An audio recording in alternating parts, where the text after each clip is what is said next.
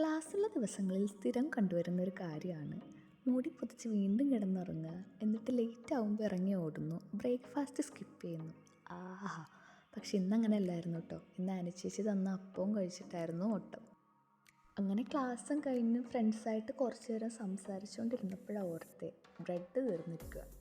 Bread വാങ്ങിക്കാനായിട്ട് ലിഡിലേക്ക് പോയപ്പോൾ അപ്പം കൊടുത്തോട്ട് സാധനങ്ങളുമായിട്ട് ഒരു ഫ്രണ്ട് വരാമെന്ന് പറഞ്ഞു. അങ്ങനെ ആ ഫ്രണ്ടിനെയും വെയിറ്റ് ചെയ്ത് ഞങ്ങൾ സിറ്റി സെൻറ്ററിൽ പോസ്റ്റായിട്ട് കുറച്ച് നേരം അങ്ങനെ നിന്നു. ഇനിയിപ്പോൾ വീടിൻ്റെ അടുത്തുള്ള ലിഡിലിൽ പോകാമെന്ന് ഓർത്തിട്ട് ഞങ്ങൾ ബസ് നോക്കി നിന്നു. ലിഡിലിൽ പോയിട്ട് എപ്പോഴത്തെയും പോലെ ഒരു സാധനം വാങ്ങാൻ പോയി, കുറേ സാധനങ്ങളുമായിട്ട് വീട്ടിലേക്ക് പോയി.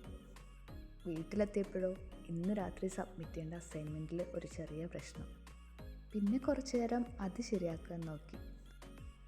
എന്നും വൈകുന്നേരം ഈ റൂമിൽ നിന്ന് ആകാശം നോക്കലൊരു പതിവാണ്.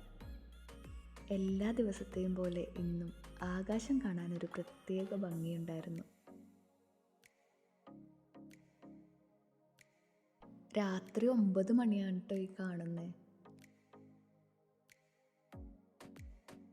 അത് കഴിഞ്ഞ് കുളിയൊക്കെ കഴിഞ്ഞ് ഭക്ഷണം കഴിച്ചു. ഇന്ന് നിയയുടെ സ്പെഷ്യൽ സാമ്പാർ കറിയായിരുന്നു. പിന്നെ കുറച്ച് നേരം മുടി കൊഴിയുന്നതിനോർത്ത് സങ്കടപ്പെട്ടിട്ട് പുതച്ച് മൂടി കിടന്നുറങ്ങി.